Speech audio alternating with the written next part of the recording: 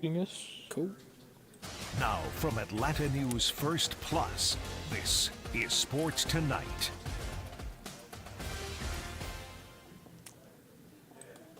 Howdy, Lee. What's Welcome up? to Sports Tonight going here, on? midweek on a Wednesday. I'm sports producer Scott Pennyman, and of course the great Lee Smith, the other sports producer here. How you feeling, Lee? Good, man. Good. Just ready to get through this week. Halfway through. Are you feeling as good as Angel Reese is right now? Probably not. The LSU star, Probably the LSU superstar Angel Reese, after winning a national championship last year with LSU, is now with this year obviously falling to Iowa, who they beat last year in the championship game. She decided that she's taking her talents to the WNBA, as Angel Reese declared for the WNBA draft today. Who knows where she'll fall right there, right? I mean, there's a team right here in Atlanta who, maybe could use someone with that sort of size. And I'm pretty sure from a marketing standpoint, too, she's obviously one of the most marketable college basketball players, her and Caitlin Clark, in many, many years, right? So when you think about not just her impact on the court, I mean, obviously the other night they played Iowa, 12.3 million people tuned in to watch that game. Ton of people. Lee, can we get that over to the WNBA now, you think? I would like to. I don't know if the WNBA translates like the college game, honestly. Yeah. And I'm not really sure why, because the level of play is better. Right, it's better players, right? I mean, you would think it's better basketball. Maybe because I guess it's like the whole root of like people rooting for their alma mater versus a team that just might happen to be in their city. Yeah. You might be a transplant, but when you're actually paying for a degree somewhere, and you have a little more dedication to them, right? A little more skin in the game. But yeah, no, it was crazy to see. That was the most watched women's game ever. Yeah, look, I predicted that it was a great game. It was a great game, and I predicted that it would get more viewers than last year's championship game because people were kind of new to the whole situation. It's a rematch, and everything. Dude. The rematch always does. Right, and look, that game the other night is probably going to do better than the championship game. 100%. Unless Caitlin Clark's there and they're playing South Carolina, because that will obviously be a huge game too, so that could do better numbers. But I think what was great about this matchup was the rivalry that's in place, right? And as much as people may hate it, and they may hate the perceptions of each player, because obviously, each one of those players are perceived a different way. But I think what's really good though is almost like a women's version, of course not as big, but it was almost like a women's version of a Bird Magic back in the late 1970s, right? And when you think about it, the NBA at that time was kind of struggling to find new superstars that were coming from the late 70s, and then comes along Bird and Magic, and all of a sudden that rivalry goes crazy. People watch for their different reasons, but all of a sudden in the 80s, the NBA really took off. So, hopefully that does the same thing for the WNBA in this case. I mean, I'm not expecting it to take off like the NBA, but I think when you think about the player Caitlin Clark is, and just the amount of fans that line up to watch her, I mean, just think about when they played that game in a football stadium, right? I know. Dude, she is special. And she's amazing. And, LSU's coach, Kay Mulkey, said she was special after the game. She's like, I'm glad you're gone, because I don't know how anybody could even really guard you. Right. I mean, she's obviously, and what she's going to bring to the next level too. I mean, for me, that's exciting, right? Because, whether you like her a lot or whether you dislike her, no matter what it is, you're going to watch her because of what she brings to the table. And I think Angel Reese, as far as off the court and on the court, she's just so marketable, right? I mean, I think she made like probably over $1 million last year in NIL. I think both of them probably made that kind of money, right? Yeah. So my hope is that they bring that same marketing ability, and I hope the WNBA is able to do a really good job as far as marketing those two stars, because I think if they really hop on top of this and they have the right people in place to market this the way it should be marketed, this could be a game changer for the WNBA just moving forward, as far as Clark, as far as Reese, and some of these other stars too. I mean, just when you look down the pipeline, you have Juju Watkins out at USC. She's at USC, and she had a tremendous freshman season. She had a better freshman season. I don't know if you saw Yeah, the movie lead. I was going to say, she had a better freshman season than Monica Wright McCall in Love and Basketball. Remember, she was, okay. as far as USC stars go, I don't know if you watched the movie, but I'm sure a lot of people out there watched the movie. Yeah, I right. have. That was Sanaa Lathan, obviously, right? Yeah. But no, Juju was crazy. In her freshman year. And then you have, obviously, South Carolina and all those great players and Dawn Staley right there. I think that if the WNBA, they just can't drop the ball here, right? They have to do a better job at marketing these players. And if they do, they can really have something. Of course. You know? It's also tough, when you're, as most WNBA teams are, they're in a market that has other professional teams. And unfortunately, that's what happens. It feels like they got buried a little bit versus an NFL team, an NBA team, Major League Baseball, Yeah, look, let's not bury these two because I think right here, these are probably the two most marketable players to come into the WNBA probably since I can remember, as far as college players with the sort of fan base that they're bringing to the pro game. Yeah. I mean, I can't remember anybody else in the last 25, almost 30 years of the WNBA that came along with that sort of fanfare, that's bringing the sort of fan base, that's bringing the sort of attention, that did these kind of numbers on the college level. So they got eyeballs on them. Right. They've got. Man, like that was a great game, dude. I'm telling you what, that was a great game. I think the only down part, though, maybe is that Caitlin Clark is probably headed to Indiana. I'm sure the WNBA probably wishes that this was a down year for like the Liberty or or the Sparks, because I'm pretty sure we have Ellie back there. She's come on over here. We got a little bit of time. Come on, Ellie. We can talk. We can do it. All right. Let's not give the Indiana Fever short shrift here. Last year, they had the number one pick, Aaliyah Boston. She's the center now. They're going to have the number one pick again this year. Almost certainly going to be Caitlin Clark. And I think if they market this correctly, Boston and Clark will be one of the most fun duos we've ever seen in the WNBA. So let's not say, the Indiana Fever are the worst team that this could have gone to. It's not even about the Fever, though. It's the fact that they're going to Indiana. I just wish they were going to a more marketable place, like a bigger market. Look, Indiana, for the NBA, for that example, you got Nikola Jokic in Denver. You got Giannis in Milwaukee.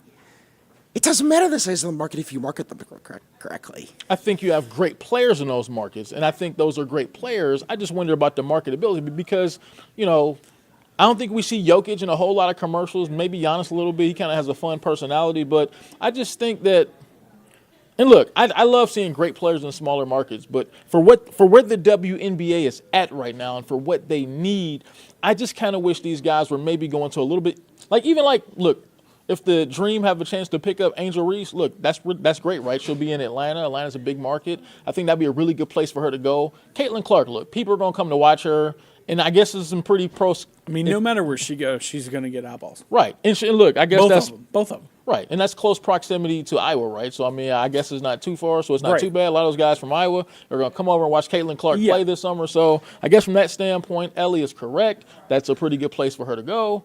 But I don't know. I just think, this is one of those prime situations for what if she ended up in New York? Or what if she ended up in L.A.? I'm just saying.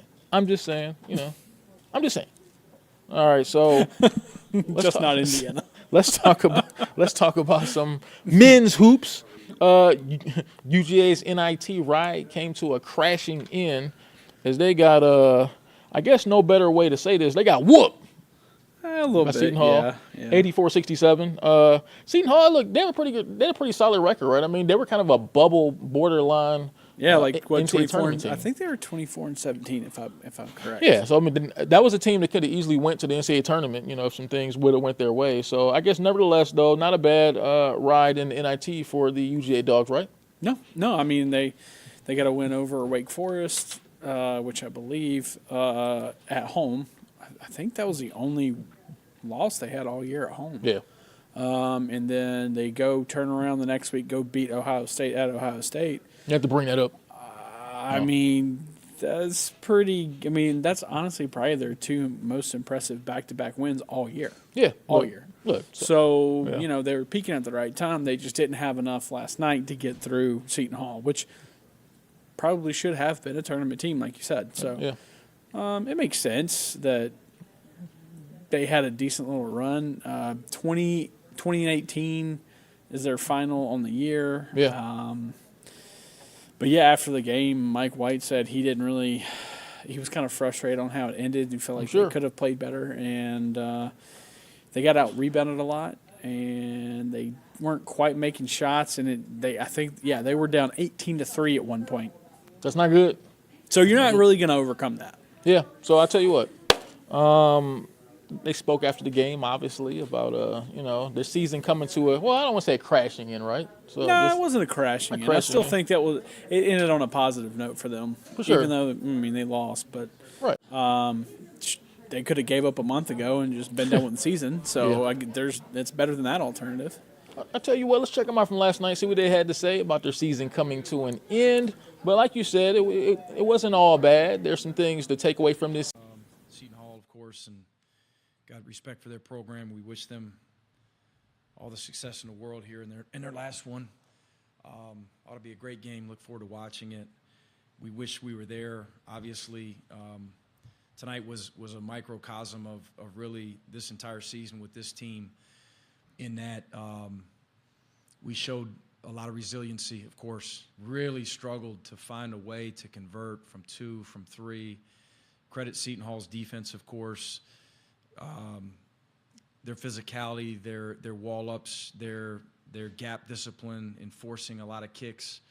We had some decent looks early that didn't go, and we tightened up a little bit offensively. I thought we gave in a little bit defensively mid-first half, but the last 30 minutes of the game, especially the last 15 or so, this team did what it's done all year, and that's just keep fighting, keep plugging.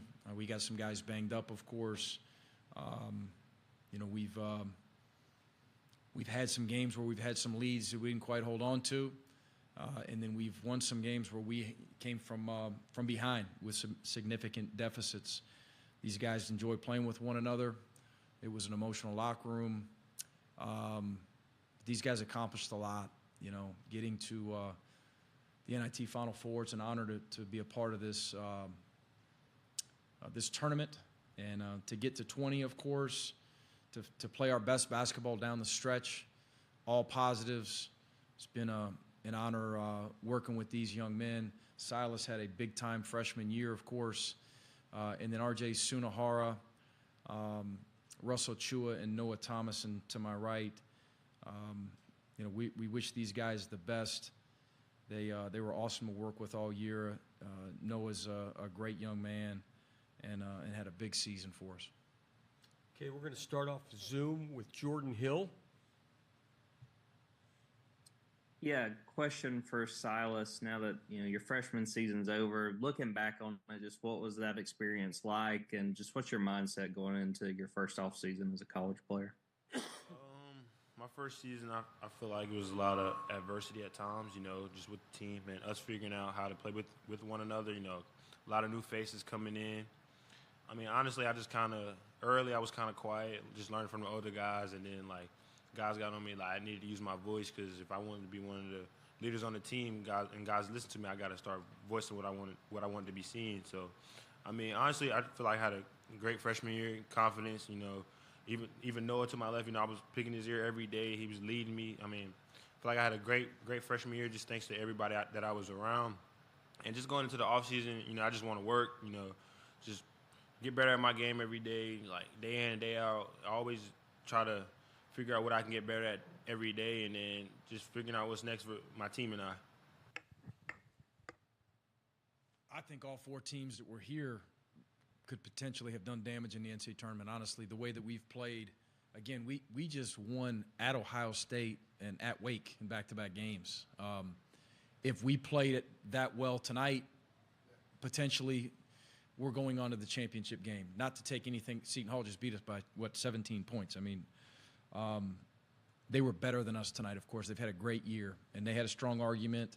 We got a lot of respect, obviously, for the NCAA tournament committee. Those are hard decisions, and Seton Hall and Indiana State, obviously, if both of them made the tournament, they definitely would not have looked out of place, in my opinion. It's all opinions. It's going to be a great game.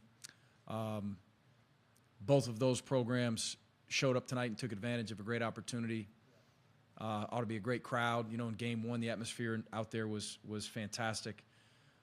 I hadn't gone out in doubleheader or tournament environments like this. It's been a long time since I said, as I'm down there in the coach's locker room, let me see what all the noise is about out there in the gym. What's it all about? And I enjoyed just watching a high-level basketball game in that first game with a great environment, and we'll be tuned in and we'll watch it closely here in a couple nights. Yep. Yeah, Coach Chip Towers, Atlanta Journal-Constitution. I was just curious what your thoughts were on. From where I was sitting, you lost this game in the first 10 minutes, or whatever. Yeah. And to what do you owe that? I think at one point you had missed 10 shots in a row, and they made 5 in a row, and the lead just kept growing and growing. And anything you can put your finger on for that kind of start? The ball would not go in. You hadn't heard me say that all year. And Seton Hall's a really good defensive team. It's not like they gave us anything easy, but the open threes that we had early just didn't go. And then we had a couple at the rim that didn't go. And then all of a sudden, our body language changed a little bit. We've been really loose and confident in the past month, and that wasn't our demeanor in the last 30 minutes of this game. Played just as hard. We fought, got some extra possessions, got some stops, got out in transition. We even had 3 or 4 very poor numbers possessions, 3-on-2s, 2-on-1s, 4-on-2s. They were empty possessions, and those can be deflating. Hence 67 points. Just couldn't get it to go. 5 of 27 from 5 of 26 from 3 for a team that really relies on the 3. We've struggled from 2 all year. We convert threes, we convert free throws, and just didn't do a good enough job there. Okay, we're going to go to Zoom and finish up with Palmer, Jordan, and then Jack. Yeah, Coach, you said all year long that when the ball stopped bouncing for this team, you thought that they would be fighting. That seemed to be the case tonight. What does that say about their basketball character, and how do you go about continuing to identify that characteristic in players as you recruit to this program for the future? Yeah, through film, we'll make sure that we're bringing guys in here that are highly competitive, that are playing to win, and we certainly didn't do that all the time. And I don't know that there's one team in college basketball that does that 40 minutes a game. I think for young people, you can get lost a little bit and you can lose focus. That was Coach Mike White over at UGA after a tough NIT loss, right? But I guess, look, all things considered, they bounced back and finished the season, I guess, in a strong way. Would have liked to have seen it get to an NCAA tournament, but that's for next year, right? They bounce back, but the Hawks are trying to bounce back tonight against the Pistons. And what better team to try and get right than against the Pistons? When you look, I'm looking the worst team in the league. I'm looking here at the standings, Lee, and the Pistons right now sit at the very bottom of the NBA. Firmly. 13 and 60. Firmly. How are you 13 and 62? By only winning 13 games. But, they're firmly placed at the bottom of the NBA. Like, they're in prime position to get a number 1 overall pick next year. Now, there's no Wnba in next year's draft, but they're in prime position to get that number 1 overall pick. And, look, that's the task for the Hawks tonight. There should be no questions asked. No matter what, though, when you look at the standings, the Hawks are going to make the play-in tournament. No one's going to catch them from the back. The closest team is about 7 games out, so no one's going to catch them from the back. The Hawks will be in the play-in tournament. So right now, I think when you look at how they're playing, they've won 6 of their last 10. They're 6-4 in their last 10 games. That's quality basketball. So if they can continue to do this, they'll probably play the Bulls in that play-in game, who I think they're pretty evenly matched with. Who knows, right? Yeah, and right now they're actually half game out of that 9th seed. Yeah. Which would make the home game, right? Which would make it a home game. The Bulls would drop down to 10. So that might be a little bit. Obviously, that's better for them because they're so much better at home than they are on the road. Right, and we look at the Bulls team, which most teams are. Right, exactly. And those two teams, I think, are in kind of similar situations because the Hawks have Trae Young out. That's their best player. He's, probably out for the season, right? I mean, I'd say so at this point. Yeah, at this point. And then when you look at the Bulls, Zach LaVine, their best player, is out for the season. So two teams that are kind of scuffling in the same situations. They're probably the same kind of team. So if they play them in the play-in tournament, it'll probably be a perfect matchup. Because and they just played 2 days ago against the Bulls. Right. Guess what? They won by 12. Yeah. So, the Bulls. So not to say that necessarily means they'll beat them again, but but there's a little barometer. Yeah, I mean, it gives you look. I mean, I don't think no matter what team of those two would move on to the NBA playoffs, I don't think they're going to do much, right? I mean, no, they're going to lose in the first round. No, but it's still better to win something than for sure to not be in the dance. You know what's kind of crazy though, as you look at the standings in the Eastern Conference, though. It's going to be kind of weird because you got the 76ers who fell to the 8th spot, right? I mean, so they'll be playing for a play-in tournament spot. That's going to be a tough matchup for somebody in the first round. When you look at it, you got the Heat with the 7th spot. The Heat doesn't matter where they get. It doesn't matter where they get in the tournament, they're going to win at least 2 rounds. Right. That's going to be a tough out for somebody. And then you have the 76ers that could potentially be the 8th seeded team. Like when Joel Embiid was healthy this year, that was one of the best teams in basketball. Of course. So when you look at the Eastern Conference standings right now, if it does hold true to form, right now you have the Celtics that would play the 76ers in the first round, and the Bucks would play the Miami Heat in the first round. Which if is everything not good holds true to form. This is not good for the the top seed right there. Like that's your reward. They don't want that. Right. Like that's your reward for having. They would much rather play anybody else. Imagine your reward for winning 50-plus games, maybe 60 games in a season. It's getting to see the Heat.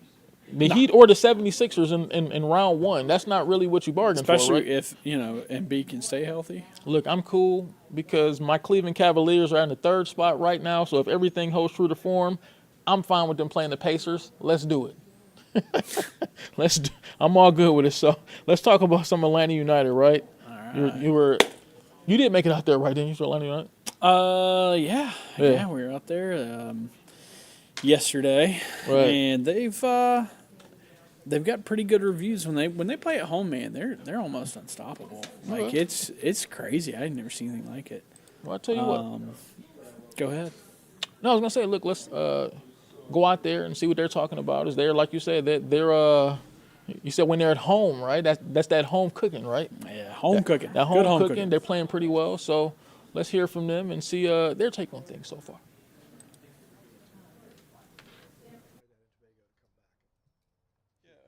Obviously, it helps a great amount. When you're away in the international level, you're playing against guys who are playing different spaces. Some better, some that are playing in Champions League every week, some that are playing in Europa League, stuff like that, playing in top league. So it requires a different level of speed and whatnot. And when you come back and play with the guys here and play in this league, you can take what you learn from there and try and apply it, whether it's playing faster or having to play smarter. Was there anything in particular from this recent match against Canada that you came back and said, I want to be better at this for Atlanta United? Yeah, I mean, there are quite a few things. Okay. For one, talking with some of the staff there, would have liked to just pick up a couple more recoveries in the run of play. Okay. I know it was a difficult one, obviously.